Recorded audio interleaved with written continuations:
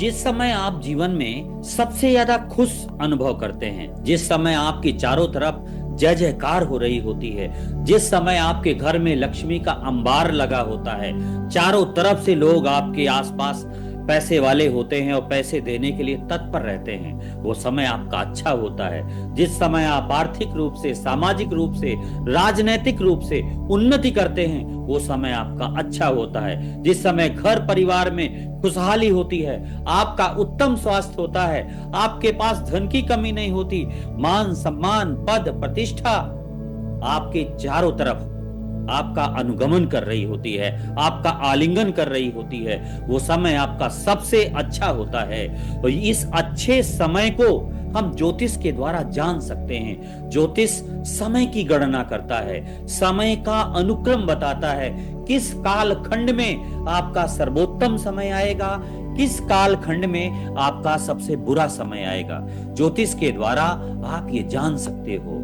जिस समय आपके चारों तरफ प्रगति प्रगति आपको दिखाई दे रही है, जिस समय आप सफलता से तृप्त हो चुके हैं, जिस समय लग रहा है कि आप संसार के एक बलशाली बलिष्ठ प्रभावशाली व्यक्ति हैं, वो समय आपका श्रेष्ठ होता है, वो समय आपका भाग्योदय कारक होता है। अच्छे समय में लोग वाहन खरीदते हैं, अच्छे समय में लोग घर खरीदते हैं, अच्छे समय में लोग प्रॉपर्टी पर इन्वेस्ट करते हैं, अच्छे समय में लोगों को लाखों करोड़ों का फायदा होता है। इस अच्छे समय को कैसे जाने, इसके लिए दो सिद्धांत है नाड़ी ज्योतिष में। सबसे पहले आपके जीवन में कितना धन आएगा, इसका प्रॉमिस होना जरूरी है। उसके बाद फिर योग उसके बाद घटित होगा। जितना आपकी कुंडली में धन से संबंधित योग होंगे, सुख से संबंधित योग होंगे, उतने उसी तरह के परिणाम आपको गोचर में मिलेंगे।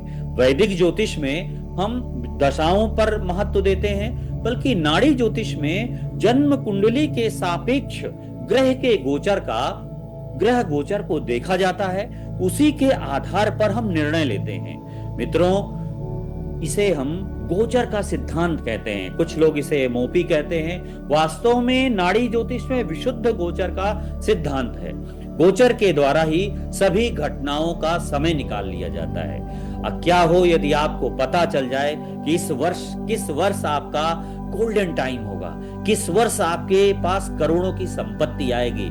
यदि समय से पहले आपने तैयारी कर ली, समय से पहले स्वयं को सज्ज कर लिया, तो समझ लीजिए कि आप बहुत ज्यादा प्रगति करने वाले हैं। और जब आपका अच्छा समय आया, तब आपने सीखना प्रारंभ किया, तो जाते जाते आपने थोड़ा बहुत कमाया। अगर आप पहले से सतर्क हैं, जागरूक हैं, जीवंत हैं और आपने प्रयास किया, तो आप बड़ी जल्दी सफल हो जाएंगे।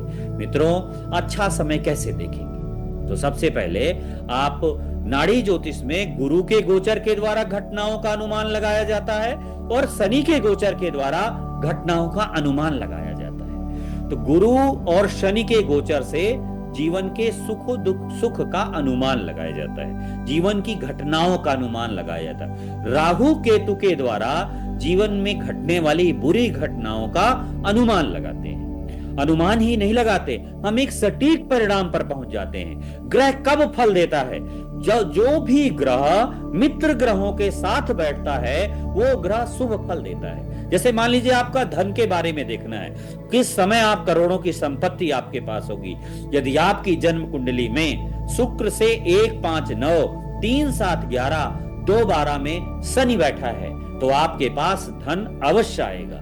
यदि आपकी कुंडली में गुरु शुक्र एक साथ बैठे हुए हैं और उसके साथ राहु बैठा है, गुरु शुक्र राहु बैठा है, तो आपको के पास धन अवश्य आएगा।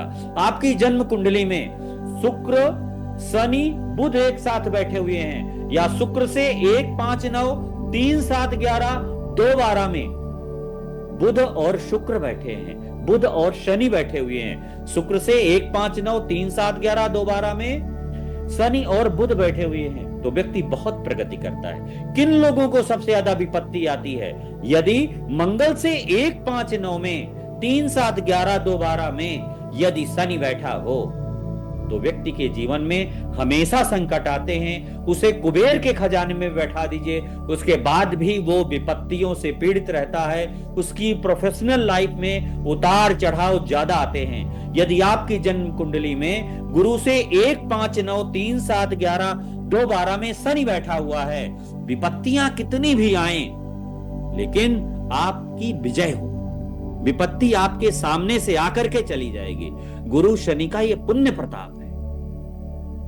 गुरु शनि वाले को कभी भी अधिक कष्ट नहीं मिलता है, अधिक परेशानियां नहीं मिलती हैं, उनके काम सभी काम आसानी से हो जाते हैं।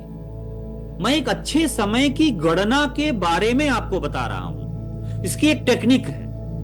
आप अपनी जन्म कुंडली में अच्छे समय के योगों को जो मैंने बताया उनको देखिए। उसके बाद देखिए, यदि आपकी जन्म कुंडली में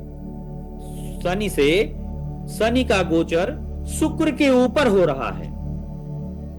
इस वर्ष देखिए, इस समय शनि का गोचर मीन राशि पर आया है। यदि शनि आपका कर्क राशि में बैठा हो, वृश्चिक राशि में बैठा हो या मीन राशि में बैठा हो, तो समझ लीजिए, यदि शुक्र आपका कर्क राशि में, वृश्चिक राशि में, मीन राशि में बैठा है, तो 2025 से 27 के बीच आपके पास धन की कोई कमी नहीं रहेगी। यह आपका सर्वोत्तम समय है। यदि आपकी जन्म कुंडली में शनि, बुध और शुक्र, जन्म कुंडली के शनि, बुध और शुक्र कर्क राशि, वृश्चिक राशि, मीन राशि, इन तीनों राशियों में बैठे हैं और शनि का गोचर आने वाला है 2.5 वर्ष के लिए, आप तैयारी कर लीजिए, आपका बड़ा अच्छा समय आने वाला है। ध्यान रहे, इस योग में अगर राहु केतु का प्रभाव आएगा, योग का बल राहु केतु के आधार पर कम हो जाएगा, लेकिन फल तब भी देगा जब शनि राहु की डिग्री को क्रॉस कर जाएगा, तो फिर फल देगा।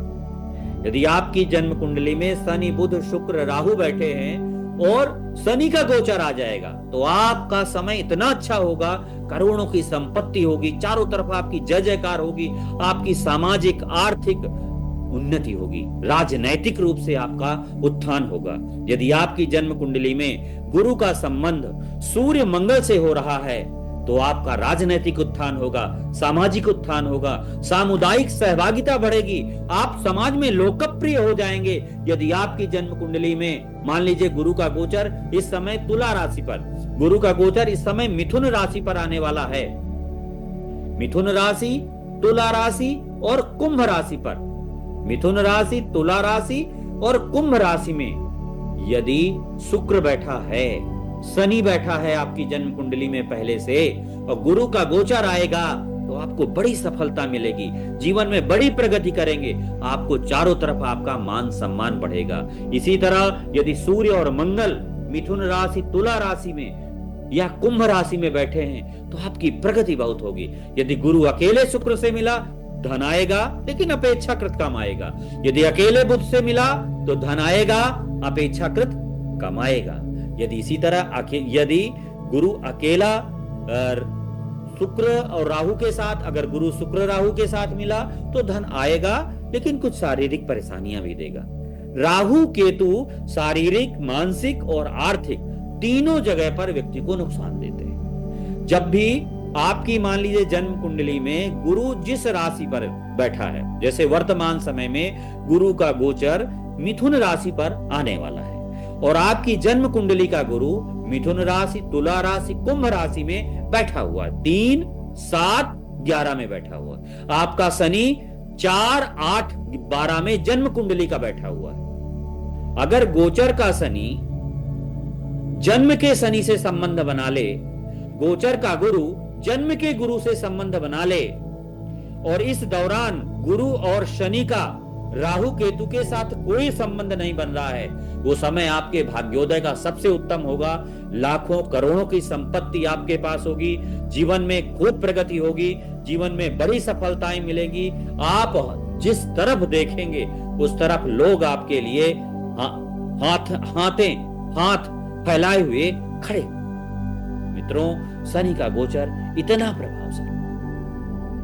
यदि आपकी जन्म कुंडली देखिए, गुरु का गोचर और शनि के गोचर में कुछ फर्क है। गुरु का गोचर जब भी आता है तो आप अपने कर्मों को सुधार करके कर्मों में प्रगति कर सकते हैं, जीवन में बदलाव कर सकते हैं, अपने समय को थोड़ा मैनेज और कंट्रोल दोनों कर सकते हैं। लेकिन शनि का जो गोचर होता है वो प्रारब्ध कर्मों के आधार पर फल देता है। वर्तमान कर्म उसको कुछ प्रभावित करते हैं, लेकिन प्रारब्ध कर्म उसको ज्यादा प्रभावित करते हैं। तो शनि के गोचर के दौरान जो भी घटनाएं घटित होती हैं, जो भी चीजें घटित होती हैं, जिस प्रकार की घटनाएं घटित होती हैं, वो प्रारब्ध कर्मों के आधार पर घटित होती है। उन पर वर्तमान कर्मों का प्रभाव मध्यम रूप से 30% रहता है, 70% आपके प्रारब्ध कर्मों का प्रभाव रहता है। दोनों का मिला जुला फल मिलता है। इसलिए शनि की गोचर के पर मिलने वाले जो फल होते हैं उन पर हमारा कंट्रोल नहीं होता है, मैनेज भी हम थोड़ा बहुत कर सकते हैं, वो भी अपने कर्मों को सुधारने के लिए। ज्योतिष हमेशा सतर्क करता है, ज्योतिष हमेशा जीवन को प्रगति देता है, ज्योतिष हमेशा गुरु की तरह काम करता है। हमने इसे पाखंड से जोड़ दिया, हमने इसे जीविका से जोड़ दिया, हमने इसे धन से जोड़ दिया। वास्तव में ये शास्त्र गुरु के समान है, ये शास्त्र माता के समान है, ये शास्त्र पिता के समान है, ये शास्त्र ऐसा है जो जीवन को दिशा दे। ये काल नियामक शास्त्र है, समय के विधान की विधिवत व्याख्या करता है। इसलिए इसको ये सटीक रूप से पढ़िए, सटीक रूप से इसका अनुभव करिए, आपके जीवन में बड़े बदलाव। मित्रों, इस वीडियो के जो सूत्र हैं उनको एक बार देखिएगा और लगा कर देखिएगा, आपको बहुत सटीक मिलेगा। और जाते जाते आपसे ये निवेदन है कि इसी तरह हमारे वीडियो को देखते रहें और आगे आपको एक लंबी सीरीज आने भृगुनंदी नाड़ी की एक लंबी सीरीज तैयार करके आप लोगों के समक्ष प्रस्तुत करने वाले हैं। नमस्कार।